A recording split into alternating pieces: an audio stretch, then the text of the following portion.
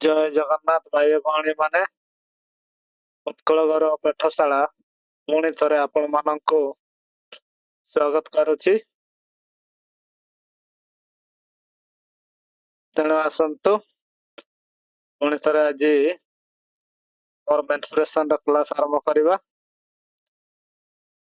आज आमर आरंभ करिबा 3D मेंसुरेशन। आमे पूर्वरु जो मेंसुरेशन पढितले से सब हला 2D मेंसुरेशन। आज पढिबा 3D मेंसुरेशन। हम 2D मेंसुरेशन 2D माने कोन? आमे जो 2D 3D पाठ पढुचे मेंसुरेशन 2D ता माने 2 डायमेंशन बुझिला। और 3D कहले 3 डायमेंशन। 2 डायमेंशन कौन लेंथ थिला वाइड थिला। और 3D माने 3 डायमेंशन लेंथ थिबो वाइड इनटू हाइट मध्य थिबो।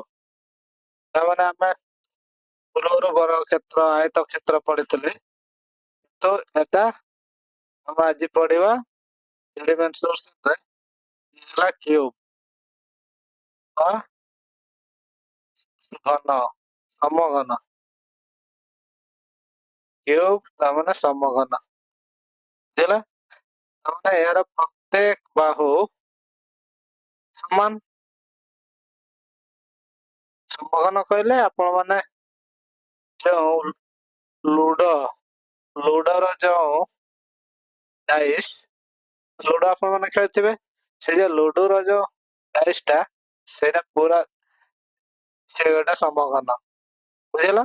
प्रत्येक बाहु समान तार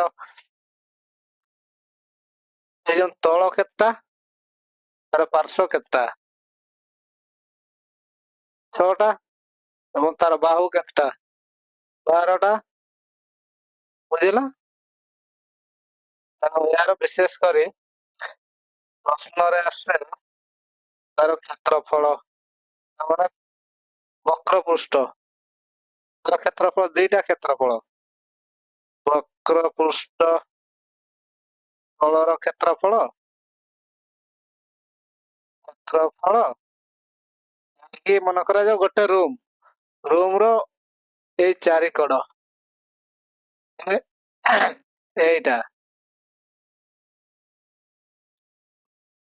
चारि कड़ माने रूम रो तार छात एवं तार तल फ्लोर फ्लोर को छाड़ी देला परे ए जो साइड चारि साइड गोटे रूम रो चारि साइड माने चारि कांथ रूम भीतर को पसी जीवो। रूम भीतर को पसी गला परे पूरा छात एवं तल फ्लोर ताको छाड़ देकी जो चारि कड़ ताको कह जिवो वक्र पृष्ठ तल।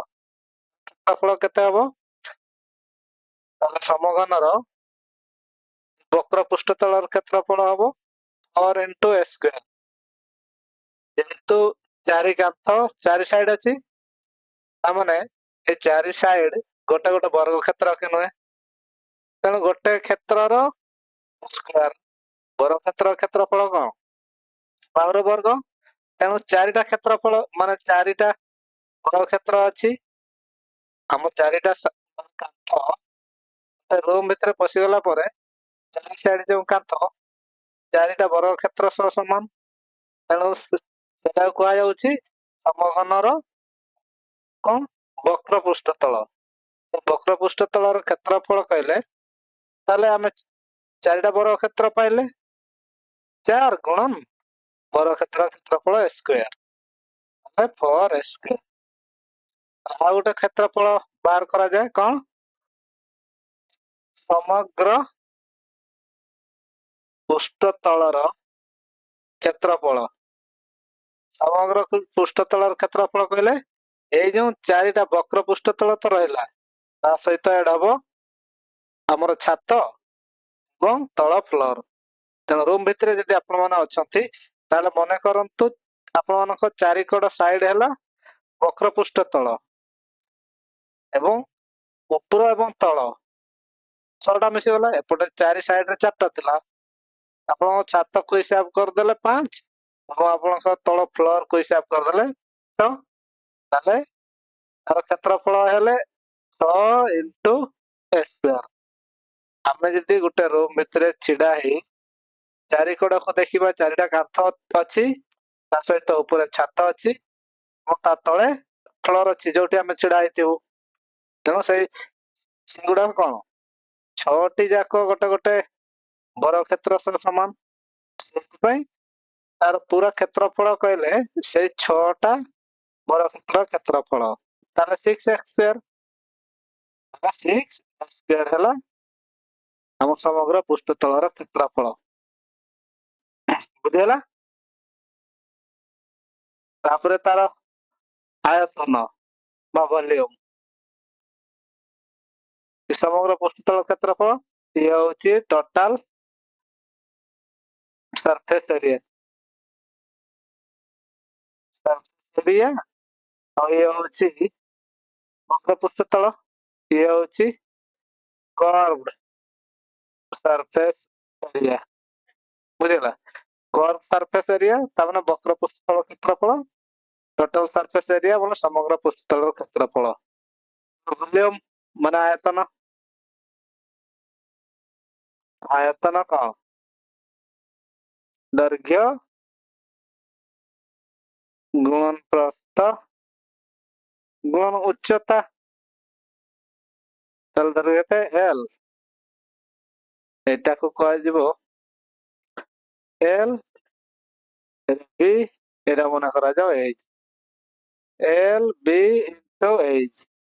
ଏହାର ଲେନ୍ଥ ମଧ୍ୟ A, B ମଧ୍ୟ A, H ମଧ୍ୟ B ମଧ୍ୟ A, H ମଧ୍ୟ A। ତାହେଲେ ଆୟତନ କଣ ହବ? AQ। ବୁଝିହେଲା? ତାହେଲେ ଏଇଟା ହେଲା ଆୟତନ ସୂତ୍ର। ତାର ଡାଇଗୋନାଲ ମନେ ରଖିବେ ପିଲାମାନେ। ତାର ଡାଇଗୋନାଲ ହେଲା ଆମର ବରକ୍ଷେତ୍ରର ଡାଇଗୋନାଲ 2a, କିନ୍ତୁ ଆମର ସମଘନର ଡାଇଗୋନାଲ √3a। ଏଟା କିନ୍ତୁ ମନେ ରଖିବେ, √3a। ତା ସହିତ ତାର ପେରିମିଟର ପଚାରି ଦିଏ କେତେବେଳେ କେତେବେଳେ। ପେରିମିଟର ଫର୍ମୁଲା କଣ? ତାର ବାହୁ କେତେଟା? 12ଟା। ତାହେଲେ 12 into a। ବୁଝିହେଲା? 12 into a। ଇଏ ହେଲା ପେରିମିଟର।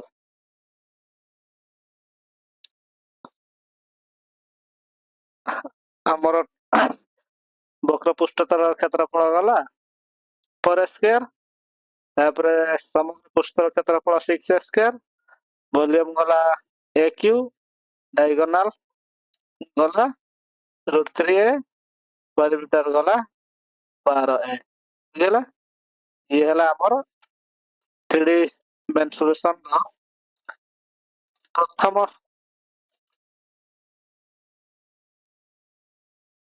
ଚିତ୍ର।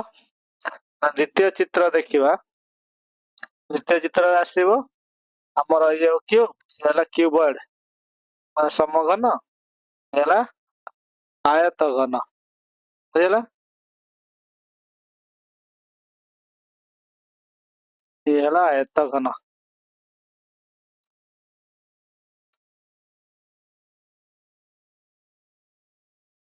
ଆୟତ ଘନ ତାପରେ ଆପଣ ମାନେ ଦେଖିଥିବେ ଇଟା ସଦୃଶ। ଆମର ସମଘନ ଥିଲା ଆମର ଆମେ ଯୋଉ ଲଡୁ ଖେଳୁ, ଲୁଡୁ, ସେ ଲୁଡୁର ପାସା। ଏବଂ ଆୟତ ଘନ ହେଲା ଆମର ଇଟାର କଣ ପଚାରେ ନା ଏ ମଧ୍ୟ curve surface area. Curve surface area ତାମାନେ ତାକୁ କହିବା ବକ୍ର ତଳର କ୍ଷେତ୍ରଫଳ। ବକ୍ର ପୃଷ୍ଠ ତଳର କ୍ଷେତ୍ରଫଳ ମାନେ କଣ?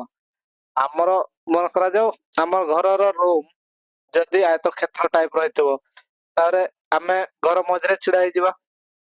ଭିତରେ ଛିଡା ହେଲା ପରେ କର୍ଭ ସରଫେସ ଏରିଆ ତାମାନେ ଏଇ ଯୋଉ ଚଉଡାରେ ଗୋଟେ କାନ୍ଥ ମାନେ ଏପଟେ ଗୋଟେ କାନ୍ଥ ଏପଟେ ଗୋଟେ କାନ୍ଥ ଏବଂ ଏଇ ଲମ୍ବରେ ହାଇଟ ତ ସମାନ ଅଛି।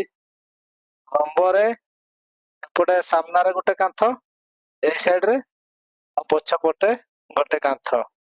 ତାହେଲେ ଆମର କହିପାରିବା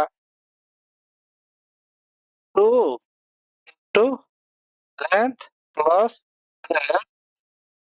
ଇଣ୍ଟୁ ରେ ହାଇଟ ଏଇଟା ହେଲା ଆମର ବକ୍ର ପୃଷ୍ଠତଳ କ୍ଷେତ୍ରଫଳ। ବୁଝିଲା?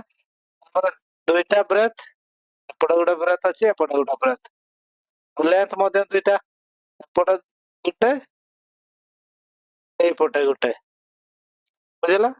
ଆପଣ ମାନେ ରୁମ ଭିତରେ ପଶିଗଲେ ଯଦି ଆପଣଙ୍କ ଘର ରୁମ ଟା ଆୟତଘନ ଆକୃତିର ତାହେଲେ ଆପଣ ମାନଙ୍କର ଚାରି ସାଇଡ ର ଯୋଉ କାନ୍ଥ ସେଟାକୁ କୁହାଯିବ ବକ୍ର ପୃଷ୍ଠତଳ କ୍ଷେତ୍ରଫଳ। ଯେହେତୁ ଆୟତଘନର ସାମ୍ନା ବାହୁ ପରସ୍ପର ସମାନ ନାଇଁ କି ସେଥିପାଇଁ ମାନେ ଆମର ଆୟତକ୍ଷେତ୍ର ସାମ୍ନା ବାହୁ କିନ୍ତୁ ଆୟତଘନର ସାମ୍ନା ସମ ସାମ୍ନା ସାମ୍ନାର ଯୋଉ ପାର୍ଶ୍ଵ ସାମ୍ନା ସାମ୍ନି ପାର୍ଶ୍ଵ ଏଟା ହଉଛି ଗୋଟେ ସାଇଡ ପାର୍ଶ୍ଵ ତା ସହିତ ଏଇ ପାର୍ଶ୍ଵ ଟା ସମାନ। ତାପରେ ତା ପ୍ରସ୍ଥ ସାଇଡ ଟା ଲମ୍ବ ସାଇଡ ଟାରେ ଏପଟେ ଗୋଟେ ଲମ୍ବ ଅଛି ଏପଟେ ଗୋଟେ ଲମ୍ବ ଅଛି ତାହେଲେ ଦିଟା ଲମ୍ବ ଦିଟା ପ୍ରସ୍ଥ ତା ସହିତ ହାଇଟ ହାଇଟ ତ ଲମ୍ବର ପ୍ରସ୍ଥର ସମସ୍ତର ସମାନ ତେଣୁ 2 into L plus B into H ଏଇଟା ହେଲା ବକ୍ର ପୃଷ୍ଠତଳ କ୍ଷେତ୍ରଫଳ। ଆଉ ଯେ ସମଗ୍ର ପୃଷ୍ଠତଳ କ୍ଷେତ୍ରଫଳ କୁହାଯିବ ସମଗ୍ର ପୃଷ୍ଠତଳର କ୍ଷେତ୍ରଫଳ ଆଉ total surface area total surface area ତା ଟୋଟାଲ କହିଲେ କଣ ହବ ଟୋଟାଲ ସହିତ ସବୁ ଆହୁରି ଦିଟା ମିଶିଯିବ ଚାରିଟା ହେଲା ଉପରେ ଗୋଟେ ଆସିଯିବ ତଳେ ଗୋଟେ ଆସିଯିବ ତାହେଲେ ଆମର ସବୁ ଡବଲ ଡବଲ ରହିବ 2 ଇଣ୍ଟୁ ଆସିବ ଏଇ ଯେ ଦେଖନ୍ତୁ ଲେନ୍ଥ ଇଣ୍ଟୁ ବ୍ରେଥ ତଳେ ଗୋଟେ ଉପରେ ଗୋଟେ ଲେନ୍ଥ ଇଣ୍ଟୁ ବ୍ରେଥ ତଳେ ଗୋଟେ ଉପରେ ଗୋଟେ ହେଲା plus breath into height breath ଇଏ ବ୍ରେଥ ଏପଟେ ଗୋଟେ ଏପଟେ ଗୋଟେ ବ୍ରେଥ ହାଇଟ ଇଏ ରହିଲା ହାଇଟ ଇଏ ରହିଲା ତାହେଲେ ଲେନ୍ଥ ଇଣ୍ଟୁ ବ୍ରେଥ ପ୍ଲସ୍ ଆଉ ଥରେ ଲେନ୍ଥ ଇଣ୍ଟୁ ହାଇଟ ଏଇ ଯୋଉ ସାଇଡ ରେ ଏପଟ ସାଇଡ ର କାନ୍ଥ ଆଉ ସେପଟ ସାଇଡ ର କାନ୍ଥ ସିଏ ହେଲା ଲେନ୍ଥ ଇଣ୍ଟୁ ହାଇଟ ହେଲା ଏତିକି ଏଇଟା ହବ ଆମର ଟୋଟାଲ ସରଫେସ ଏରିଆ। ତାର ଭଲ୍ୟୁମ କଣ ହବ ଭଲ୍ୟୁମ ଫର୍ମୁଲା ହବ length into breath into height ତାହେଲେ ଏଲ ବି ଏଚ ତାପରେ ଆସିବ ତାପରେ ଡାଇଗୋନାଲ ଟା ମନେ ରଖିବେ ଲେନ୍ଥ ର ବର୍ଗ ପ୍ଲସ ବ୍ରେଥ ର ବର୍ଗ ପ୍ଲସ ହାଇଟ ର ବର୍ଗର ରୁଟ ଓଭର ହେଲା ଆଉ perimeter ହେଲା 4 to L plus B plus A 4 କାହିଁକି ନା ଲେନ୍ଥ ବ୍ରେଥ ଇଏ ଲେନ୍ଥ ଇଣ୍ଟୁ ବ୍ରେଥ ନାଇଁ କି ଉପରେ ଗୋଟେ ଲେନ୍ଥ ବ୍ରେଥ ସେପଟ ସାଇଡରେ ଗୋଟେ ଲେନ୍ଥ ବୋର୍ଡ ଏପଟେ ଗୋଟେ ଲେନ୍ଥ ବ୍ରେଥ ସେଥିପାଇଁ ତାପରେ ଆମର ସେଥିପାଇଁ 4 ଗୁଣା ହେଇଛି 4 ଗୁଣା ହବ L ପ୍ଲସ B ବ୍ରେଥ ମାନେ ଏଇଟା ଏପଟେ ଏପଟେ ପ୍ଲସ ହାଇଟ ହାଇଟ ତ ସମସ୍ତଙ୍କର ସମାନ ତେଣୁ ଏଇଟା ମନେ ରଖିବା perimeter ତାର ଫର୍ମୁଲା ହେଲା 4 into L plus B plus H ବୁଝିଲା ତାହେଲେ ଆଜି ଆମେ ଆମର ସମଘନ ଏବଂ ଆୟତଘନ ବିଷୟରେ ଜାଣିଲେ ତାର ଫର୍ମୁଲା ଜାଣିଲେ ଦେଖିବା କିଛି ବେସିକ गोटे दुटा क्वेश्चन करिया। देखंतु प्रथम क्वेश्चन कहिछि a cube whose length is 25 centimetre, how many cubes with size 5 centimetre can be made by melting it। तामाने एक घनर लंब 25 सेंटीमीटर अटे, याकु तरळे 5 सेंटीमीटर पार्श्व थिबा केतटी घन तयारी करि हबो। तामाने गोटे बड़ घनटा, बड़ घन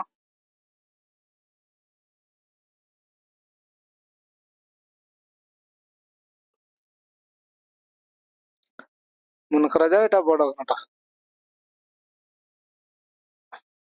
अपन चित्र को ये करिवेनी, चित्र टिके भूलभाल गला, गोटे मिनिट मु ठीक कर दउछि।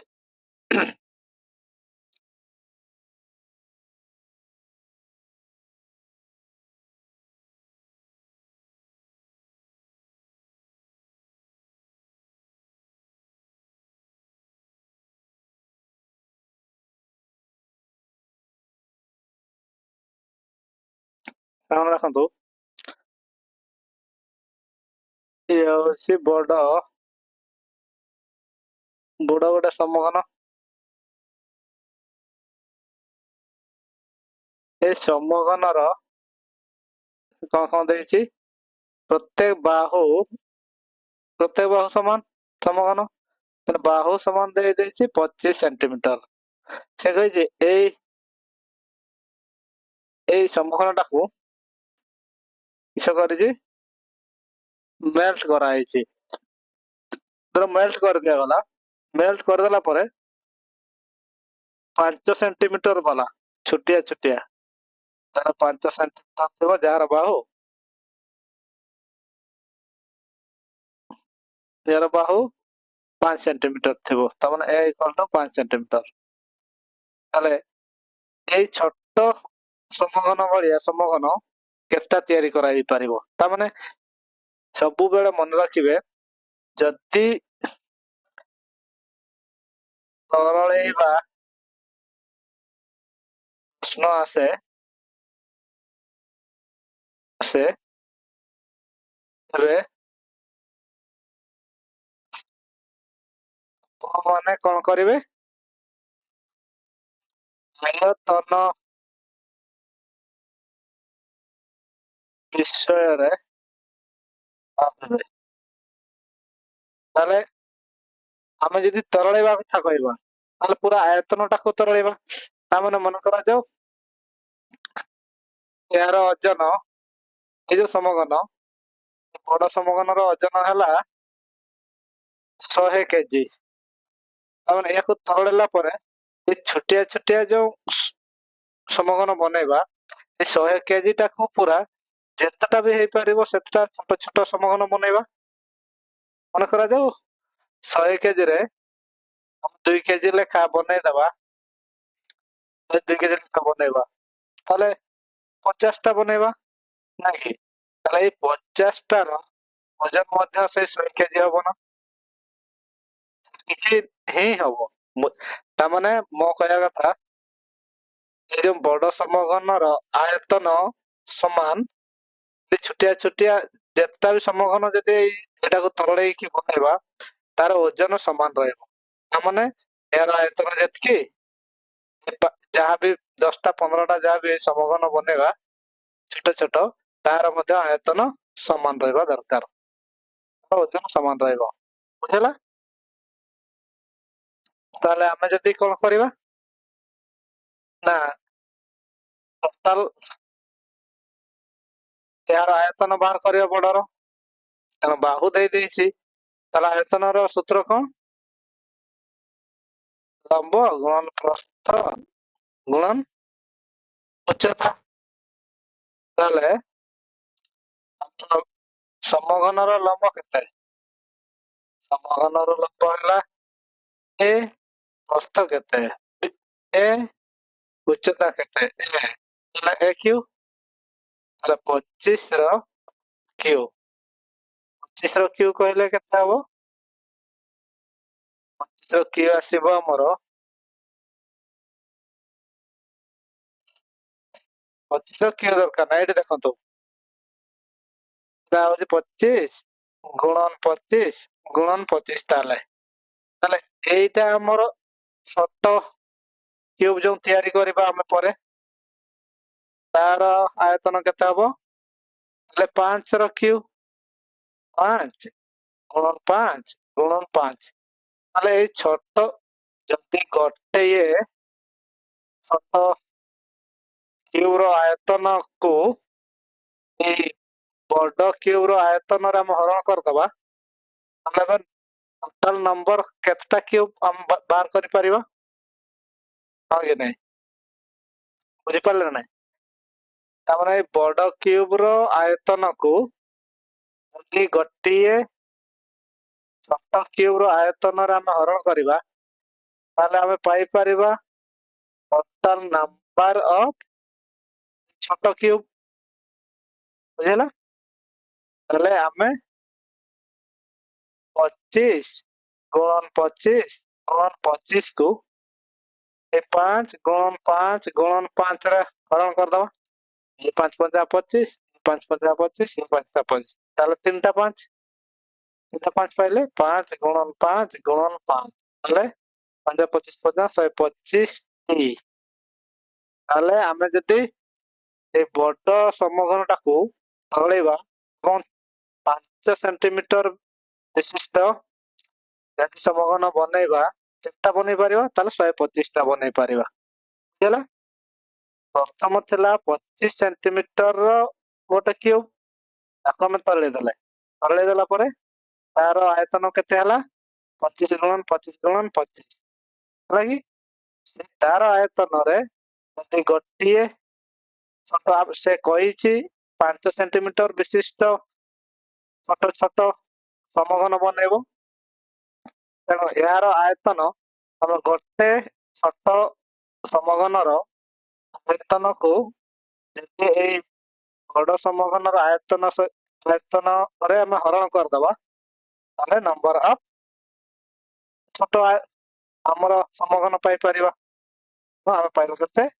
25ଟି ଛୋଟ ଛୋଟ ସମଘନ ଆମେ ତିଆରି କରିପାରିବା। ବୁଝିଲା?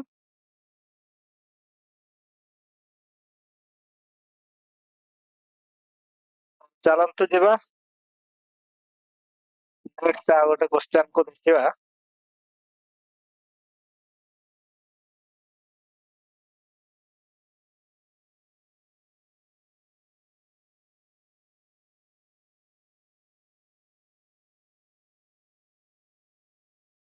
क्वेश्चन नंबर 2 कौन कही? 2 cubes of iron 3 cubes of iron all sides are 6 centimeter 8 centimeter and 10 centimeter respectively. Find the side of the cube formed by melting these 3 cubes. ତାହେଲେ ସେଇ ଏକା କଥା ହେଲା ଆମର 3ଟା କ୍ୟୁବ ଏଠି ଦେଇଛି 3ଟା କ୍ୟୁବ ଦେଇଛି 3ଟା କ୍ୟୁବ ଦେଇଛି ତାମାନେ 3ଟା କ୍ୟୁବ କୁ ଆମେ ମେଲ୍ଟ କରିବା ତା ପ୍ଲସ ଏଇଟା ଏଇ 3ଟା ଗୋଟେ ମେଲ୍ଟ କରିକି ମିଶେଇଲା ପରେ ଗୋଟେ ବଡ କ୍ୟୁବ ତିଆରି କରିବା।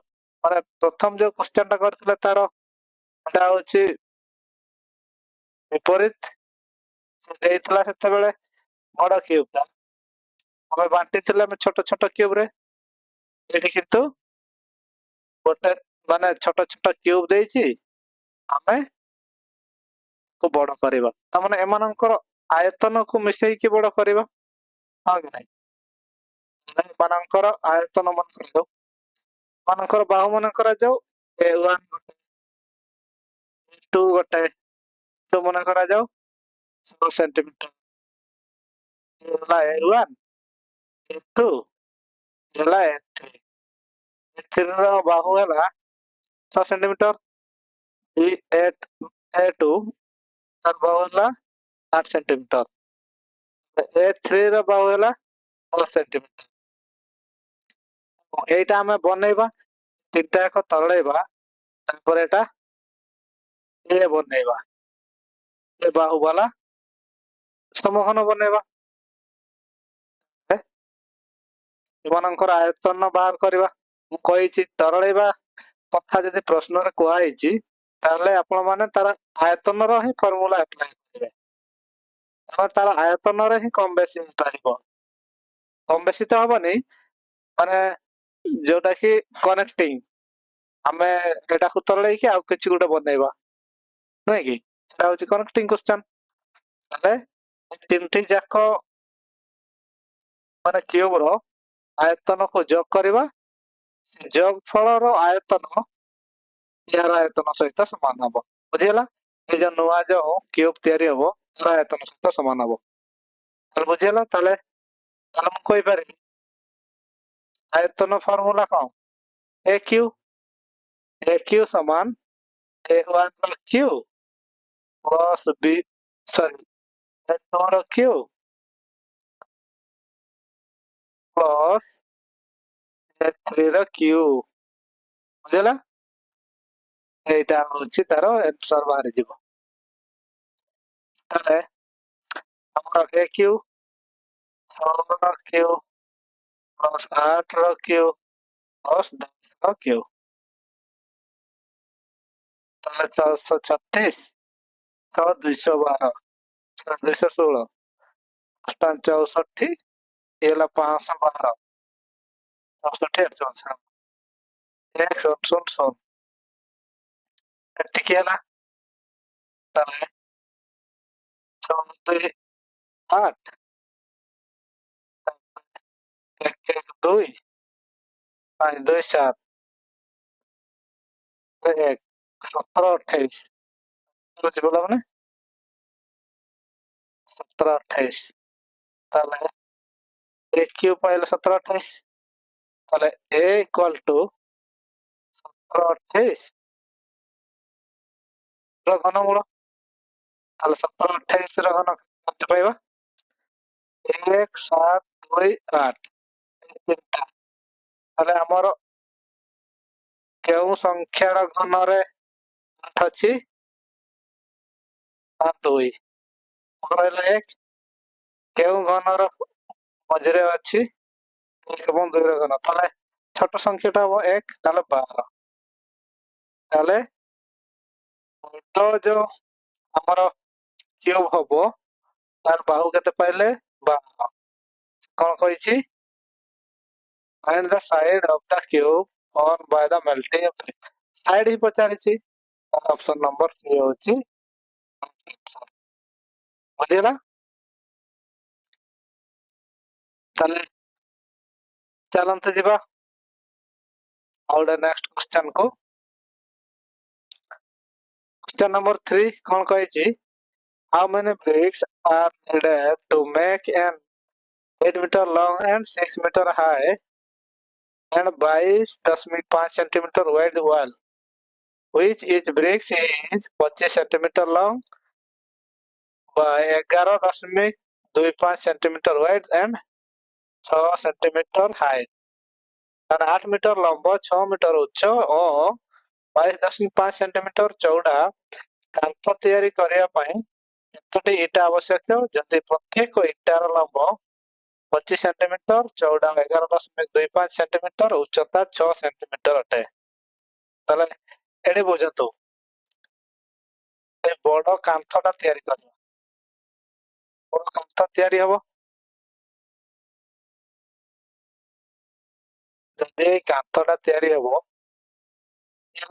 କାନ୍ଥ এই কাঁথটা ତିଆରି ହବ, ତାହେଲେ ଇଏ କେତେ ଦେଇଛି ତାର ଲେନ୍ଥ 8 ମିଟର, ତାର ଚଉଡା ଦେଇଛି 6 ମିଟର, ତାର ଚଉଡା ଦେଇଛି 6 ମିଟର, ତାର ଲମ୍ବ ହଉଛି 8 ମିଟର, ତାର ଚଉଡା ହଉଛି 6 ମିଟର ହାଇଟ୍, ସରି ହାଇଟ୍ ଟା ହଉଛି ହାଇଟ୍ ଟା 6 ମିଟର, ତାର ଏଇ ଚଉଡାଟା ଇଏ ହଉଛି 22.5 ସେଣ୍ଟିମିଟର। ତାହେଲେ ଏତିକି ବଡ ତମର କାନ୍ଥ ବନେଇବା, ତାହେଲେ ଇଟା କେତେ ଦରକାର? ତାମାନେ ଆମେ କଣ କରିବା, ଏହାର ଆୟତନ ବନେଇବା, ସରି ତାର କ୍ଷେତ୍ରଫଳଟା ବନେଇବା, ନାଇଁ କି? ତାହେଲେ ଏଇ ଯୋଉ ଆୟତନ ପୁରା ଲେନ୍ଥ ବ୍ରେଡଥ ହାଇଟ୍, ତାମାନେ ଭଲ୍ୟୁମ, ତାର ଆୟତନ ବନେଇବା ପୁରା, ବୁଝିଲା? କେତେଟା ଇଟା ଲାଗିବ ମାନେ ଆୟତନ ପରିମାଣ। ତାହେଲେ ତାମାନେ କେତେଟା ଇଟା ଲାଗିବ ଏଠି, ଯାହା ଫଳରେ ଏଇ 8 ମିଟର ଲମ୍ବ ଏବଂ 6 ମିଟର ହାଇଟ୍ ଏବଂ 22.5 ସେଣ୍ଟିମିଟର ତାର ଓସାର ରହିବ, ସେତିକି ବଡ କାନ୍ଥ ହେଇପାରିବ। ତ ଇଟାର ମାପ କେତେ ଦେଇଛି? ଇଟାର ମାପ ଦେଇଛି ଲେନ୍ଥ କେତେ? ଇଟାର ଲମ୍ବ ହଉଛି 25 ସେଣ୍ଟିମିଟର, ତାର ଚଉଡା ହଉଛି 11.25 ସେଣ୍ଟିମିଟର ଏବଂ ଉଚ୍ଚତା ହଉଛି 6 ସେଣ୍ଟିମିଟର। ଏ ଗୋଟେ ଜିନିଷ ଦେଖନ୍ତୁ, ସବୁ ଏଗୁଡା ସେଣ୍ଟିମିଟର ଦେଇଛି, କିନ୍ତୁ ଏଠି ତାର ଲମ୍ବ, ଏ କାନ୍ଥର ଲମ୍ବ ଏବଂ ଉଚ୍ଚତାଟା ମିଟର ଦେଇଛି, ତାହେଲେ ଆମେ ସେଣ୍ଟିମିଟର କରିଦବା। 8 ମିଟର ସମାନ 800, ତାହେଲେ 800 ସେଣ୍ଟିମିଟର କରିଦବା, ତାକୁ 600 ସେଣ୍ଟିମିଟର କରିଦବା, ବୁଝିଲା? ତାହେଲେ ଯାଇକି ୟୁନିଟ ସମାନ ରହିଲେ ଯାଇକି ଆମ କ୍ୱେଶ୍ଚନ ସଲ୍ଭ କରିବା ପାଇଁ ସୁବିଧା ହବ। ସେ କହିଛି କେତେ ଇଟା, ଆମ ପୂର୍ବ କ୍ୱେଶ୍ଚନରେ ଆମେ ଯେମିତି କରିଥିଲେ, ଏ ଟୋଟାଲ ଏହାର ଭଲ୍ୟୁମକୁ ଗୋଟେ ଇଟାର ଭଲ୍ୟୁମରେ ଆମେ ହରଣ କରିଦବା, ତାହେଲେ ଟୋଟାଲ ନମ୍ବର ଅଫ ଆମର ଇଟା ବାହାରି ପଡିବ, ନାଇଁ କି? ଏହାର ଭଲ୍ୟୁମ କଣ? କ୍ଷେତ୍ରରେ ଯୋଉ ଭଳିଆ ଆମ କ୍ୟୁବରେ ଯୋଉ ଭଳିଆ କ୍ୟୁବ ମଧ୍ୟ ଠିକ ସେଇଭଳିଆ, ତେଣୁ କିନ୍ତୁ ଏହାର ଆୟତନ ଫର୍ମୁଲା କଣ? ଏଲ ବି ଏ, ବୁଝିଲା? ତାହେଲେ এই বড় এরিয়া আমার কাନ୍ଥର ଆୟତନ କୁ ଡିଭାଇଡ କରିଦବା ଆମର ଗୋଟେ ଇଟାର ଆୟତନ, ବୁଝିଲା? ତାହେଲେ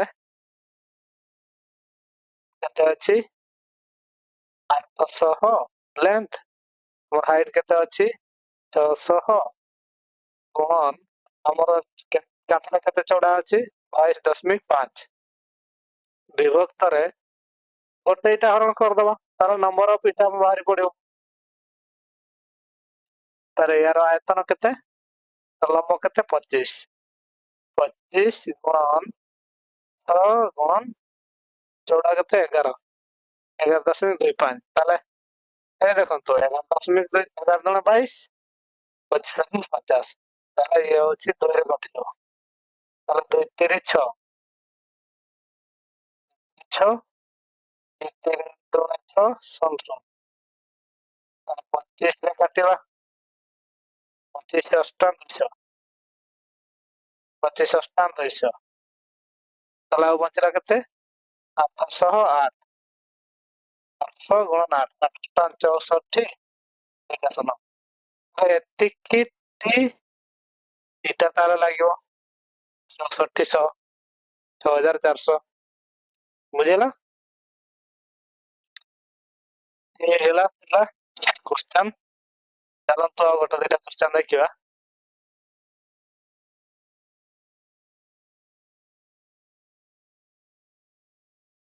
ଯୋଉ ପିଲାମାନେ ଆମର ଚ୍ୟାନେଲ କୁ ସବସ୍କ୍ରାଇବ କରିନାହାନ୍ତି, ଉତ୍କଳ ଗୌରବ ପାଠଶାଳା ନିଶ୍ଚିତ ଭାବରେ ସବସ୍କ୍ରାଇବ କରନ୍ତୁ ଏବଂ ଆମର ପିଡିଏଫ ପାଇବା ପାଇଁ ହେଲେ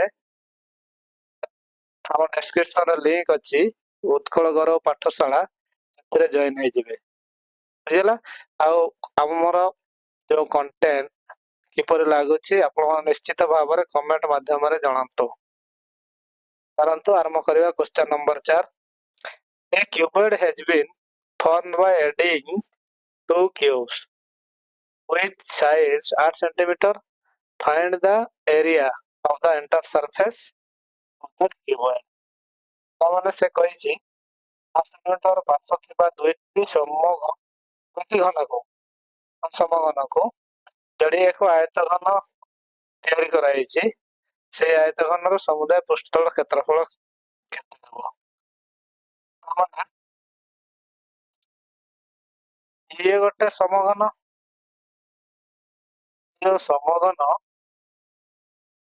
ସମଘନର ପ୍ରତ୍ୟେକ ବାହୁ କେତେ ଦେଇଛି?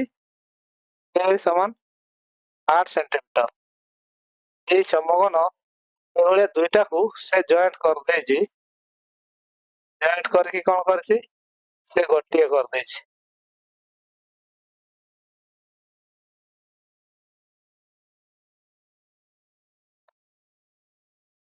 ଜଏଣ୍ଟ କରିକି ଏଇଭଳିଆ ହେଇଯିବ, ଆୟତ କ୍ଷେତ୍ର ଭଳିଆ ହେଇଯିବ। ତାହେଲେ ଏଇଟା ଗୋଟେ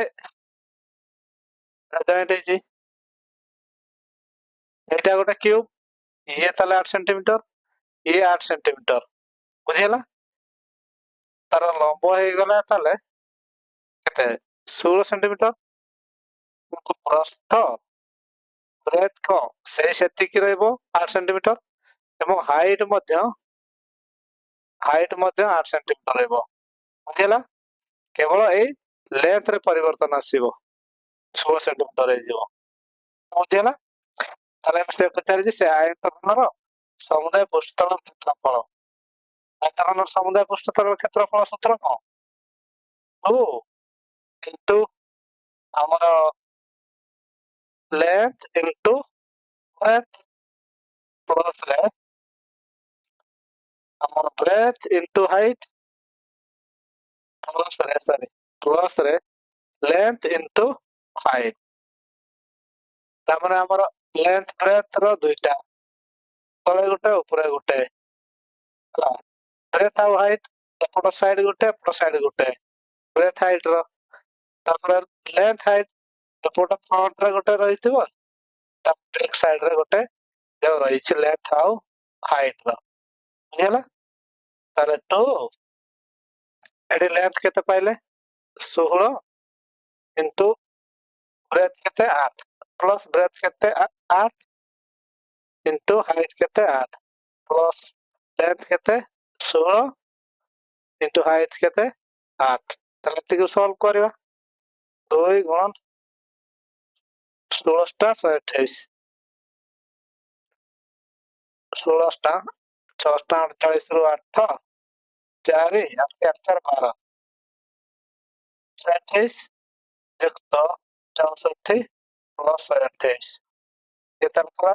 8 16 4 20 ରୁ 0 2 6 2 8 2 10 2 12 2 1 1 2 1 3 320 ତାମାନେ 640, ବୁଝିହେଲା?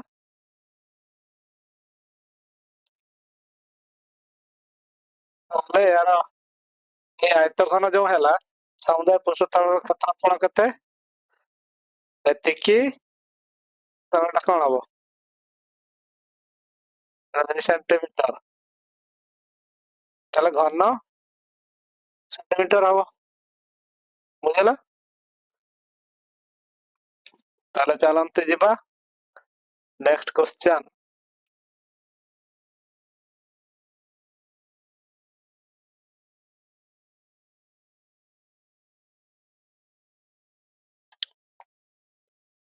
କଣ କହିଛି?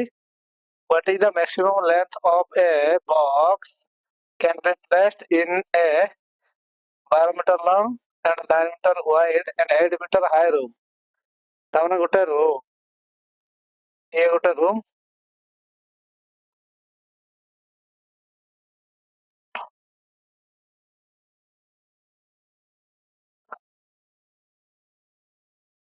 ଏ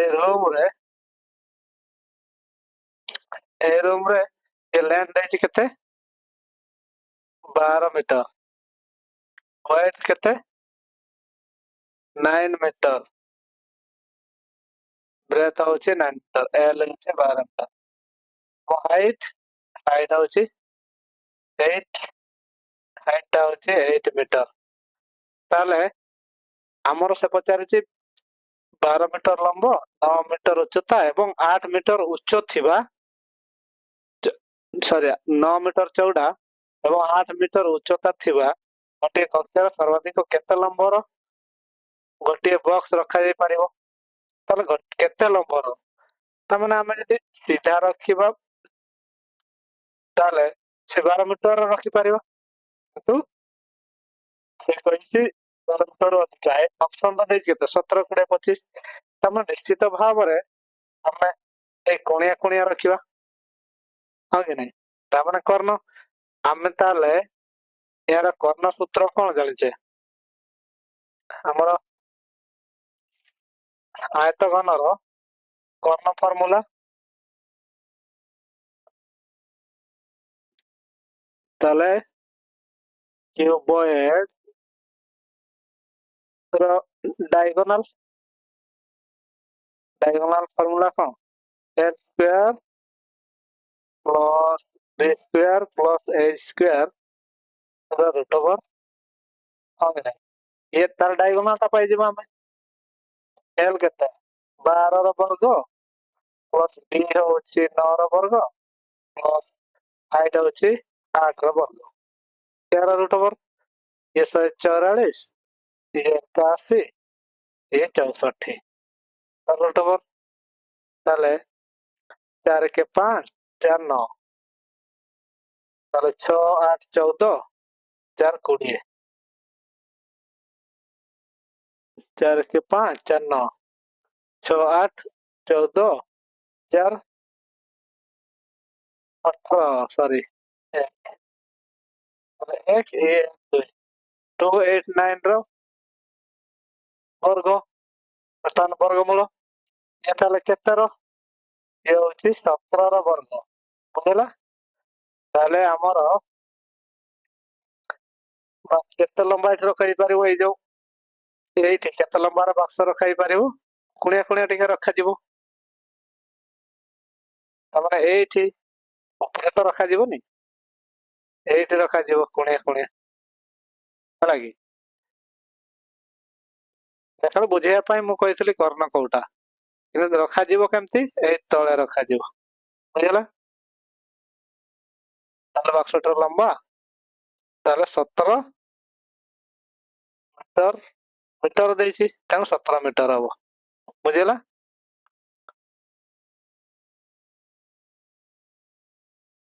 ତାହେଲେ ଇଏ ଥିଲା ପିଲାମାନେ ଆଜିର କ୍ୱେଶ୍ଚନ।